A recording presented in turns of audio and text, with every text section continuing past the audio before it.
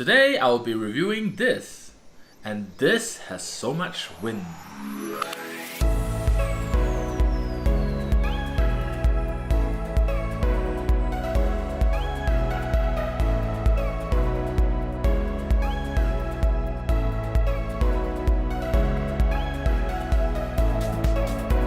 So this is the GPD Win. It's basically a 5-inch 720p display laptop built into an Xbox controller. It runs full Windows 10, has 4GB of RAM, and it's powered by the current latest and greatest Intel Atom processor. It even has Wi-Fi and Bluetooth, and it's the good stuff. Looking at the back of the GPD Win, you can see the I/O ports. It has a Type-C USB connector, a micro HDMI port, a micro SD card slot, USB 3 port, and a 3.5mm headphone jack.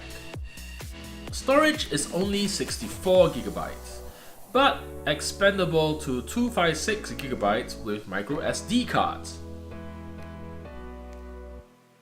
So this all sounds great, but is the hardware sufficient for gaming? I mean, after all, the unique thing about the GPD Win is the built-in Xbox controller. Well, let's find out.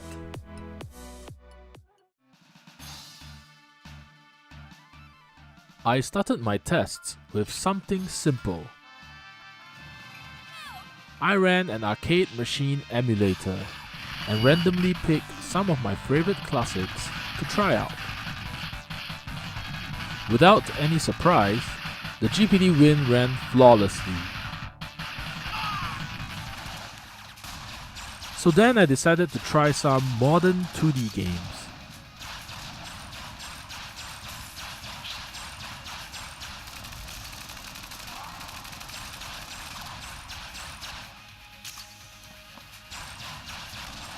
As you can see, Enter the Gungeon and Broken Age both ran smoothly. At this point, I was convinced that when it comes to 2D games, the GPD Win could handle it easily. So I decided to try some 3D games. For these tests, I ran everything in 720p and set my settings for maximum performance. It is here that things start to falter. I started with some 3D adventure games.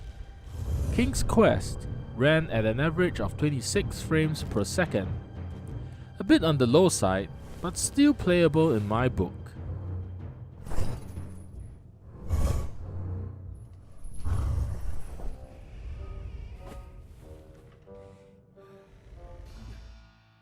Surprisingly, Gabriel Knight 20th Anniversary performed quite poorly.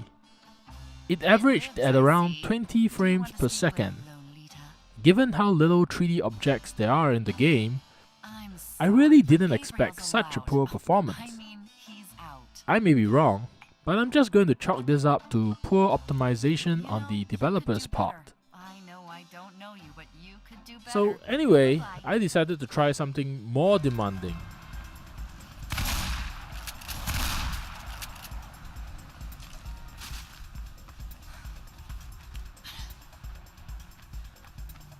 Much to my surprise, Mirror's Edge was very playable.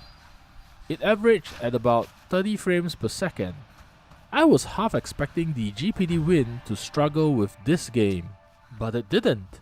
Well done. Moving on, I tried Street Fighter 4. This too was also very playable. Street Fighter 4 averaged at about 29 frames per second.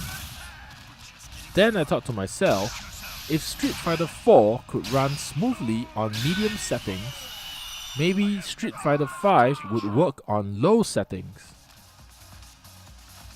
But unfortunately, Street Fighter 5 was totally unplayable. It had really long load times, and the game was running at an average of 10 frames per second.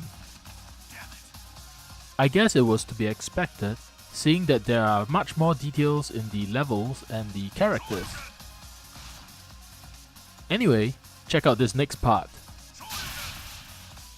1, 2, 3, 4, 5, 6, 7, 8, 9.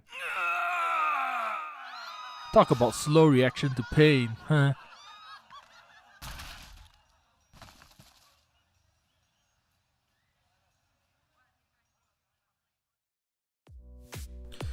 So I guess the GPD Win is capable of gaming to a certain extent.